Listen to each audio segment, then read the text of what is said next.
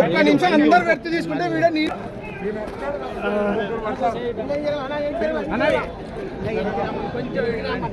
ఇంకొంచెం wide wide ready okay okay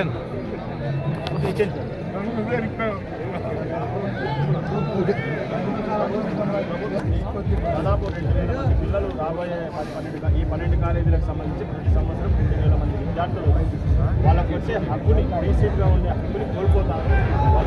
పేద పిల్లల కోసం ఉద్యమం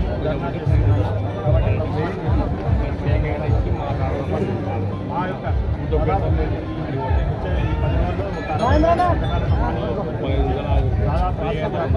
కోటి సంతకాలను తీసుకుంటే గవర్నర్ కాబట్టి ఈ యొక్క ప్రజల బాధను ప్రభుత్వం తీసుకోవాల్సింది.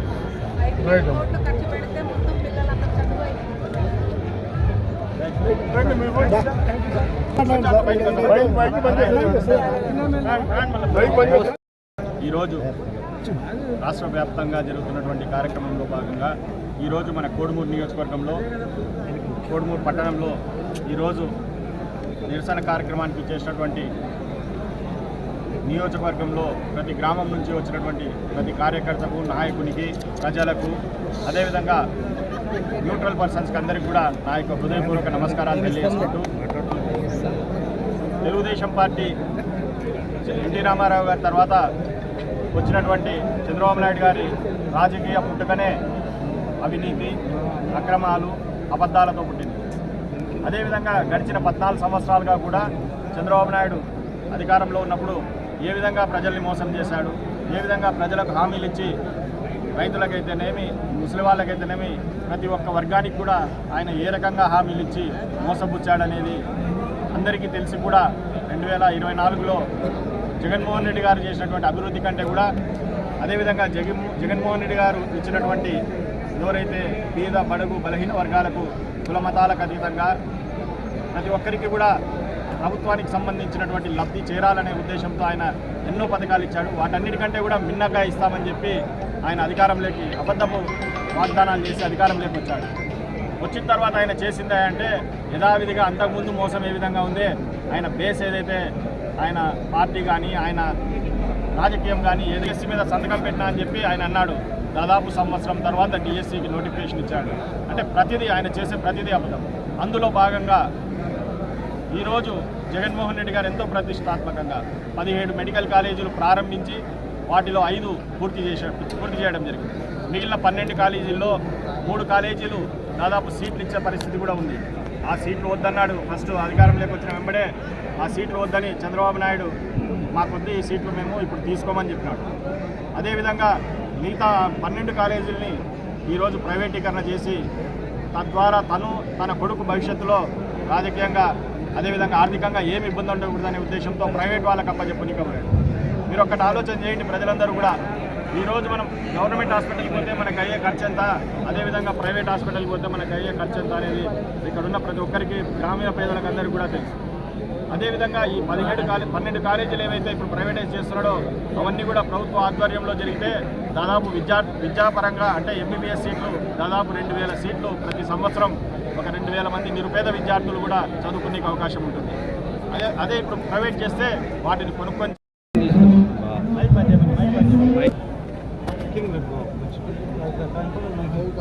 పేదల ఆరోగ్యం ప్రజల హక్కు. పేదల ఆరోగ్యానికి గాలికి వదిలేసినటువంటి కూటమి ప్రభుత్వం విధానాలకు వ్యతిరేకంగా ఈరోజు కోడుమూరు నియోజకవర్గంలో కోట్ల హర్షవర్ధన్ రెడ్డి గారి నాయకత్వంలో మరి ఈరోజు మా అబ్జర్వర్ అయినటువంటి కర్రా హర్షవర్ధన్ రెడ్డి గారు, మరి సెంట్రల్ కమిటీ మెంబర్ అయినటువంటి మణిగాంధీ ఆధ్వర్యంలో కోడుమూరు నియోజకవర్గంలోని ప్రతి వైఎస్ఆర్సీపీ కార్యకర్త పేరున ఈ యొక్క నిరసన కార్యక్రమానికి ప్రజల తరఫున పాల్గొన్న ప్రతి కార్యకర్తకు ముందుగా ధన్యవాదాలు తెలియజేసుకుంటూ, మీ ద్వారా ప్రభుత్వానికి మేము తెలియజేయడం ఏంటంటే ప్రజల ఆరోగ్యాన్ని సంరక్షించడం ప్రభుత్వం యొక్క ప్రాథమిక విధి. దానిని గాలికి వదిలేసి మరి ఈరోజు దోపిడీ చేసి మరి వాళ్ళ పర్సనల్ వాళ్లకు దోచిపెట్టడానికి ఈ పీపీపీ విధానాన్ని తెచ్చిపెట్టడాన్ని మేమందరం ప్రజల గొంతుకై వినిపించి నిరసన కార్యక్రమాన్ని తెలియజేస్తా ఉన్నాం. ముఖ్యంగా మెడికల్ కాలేజీలు అంటే అందరికీ అర్థమైనది ఏదో మరి సీట్లు అన్నారు. ఆరోగ్యం ప్రజలకు ముఖ్యం.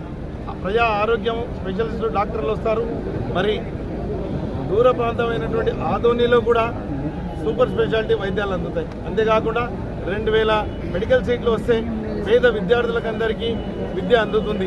రాజశేఖర రెడ్డి గారి హయాంలో ఫీజు రియంబర్స్మెంట్ ద్వారా ప్రతి ఇంట ఒక ప్రొఫెషనల్ డిగ్రీ హోల్డర్ ఉన్నారు, ఇంజనీరింగ్ డిగ్రీ హోల్డర్ ఉన్నారు. అలాగే మరి జగన్మోహన్ రెడ్డి గారు కూడా కోవిడ్ సమయంలో ప్రతి ఇంటిలో కూడా ఒక డాక్టర్ ఉంటే ప్రజల ఆరోగ్యానికి సంరక్షణ ఉంటుందన్న విషయంతో ఈ మెడికల్ కాలేజీలో 17 మెడికల్ కాలేజీలు తెస్తే వాటిని ఈరోజు మరి వాళ్ళ సొంత మనుషులకు దోచిపెట్టడానికి పీపీపీ విధానాన్ని తీసుకురావడం మేమందరం కూడా వ్యతిరేకిస్తూ ఉన్నాం. జగన్మోహన్ రెడ్డి గారు చెప్పినట్లు ఇప్పటికీ ఎన్నో ఉద్యమాలు చేపట్టినాం.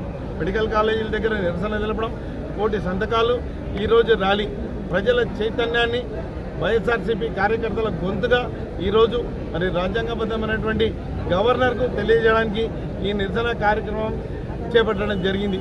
మీరందరూ చూస్తున్నాడు ప్రజల్లో ఎంత స్పందన వచ్చిందన్నది.